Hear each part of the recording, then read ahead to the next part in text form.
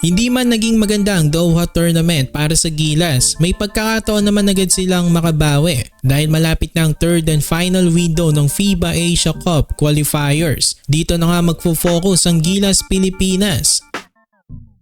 So hindi nga naging maganda ang Doha tournament para sa ating national team. Hindi rin maganda ang start ng 2025 ng Gilas. Marami nga sa mga fans ang nagulat sa performance nila sa Doha. Syempre mas mataas ng expectations natin sa Gilas dahil sa mga success nila noong 2024. Hindi talaga inaasahan na matatambakan ng ating national team ng 2 beses sa mini tournament. Well, may mga injuries din naman kasi ang Gilas. Malaking kawalan nga ang 7'3" na si Kai Sotto. Alam naman natin na isa siya sa pinakarason bakit magandang performance ng Gilas last year. Ilang beses na rin sinabi ni Coach Tim na ang Gilas offense ay nagre-rely heavily kay Kai. So I think ininda ng Gilas ang pagkakawala niya sa team. Pero asahan natin na masusolusyonan din agad ni Coach Tim at ng Gilas ang problema na yan. So move on na tayo sa Doha tournament. May mabigat pang pagsubok ang Gilas nitong buwan.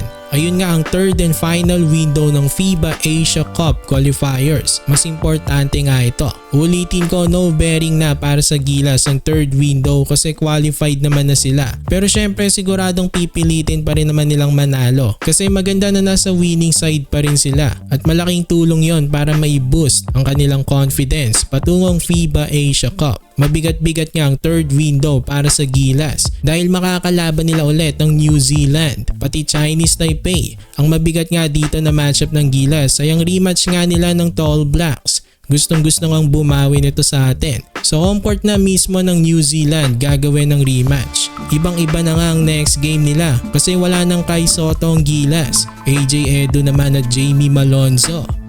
Ang Chinese Taipei, ito mas madaling opponent kumpara sa New Zealand pero hindi pa rin pwedeng magpakampante ang Gilas dito. Ito nga pala ang schedule ng Gilas sa third and final window ng FIBA Asia Cup qualifiers. Sa Feb 20 na ang laban nila sa Chinese Taipei, 7:30 ng gabi. At sa Feb 23 naman ang rematch ng Gilas at New Zealand. Sana may sweep pa rin ng Gilas itong susunod na window. Ayan lang naman ang ating video mga kabakets. Kung gusto nyo ng Gilas content, mag-subscribe na kayo sa JB Buckets.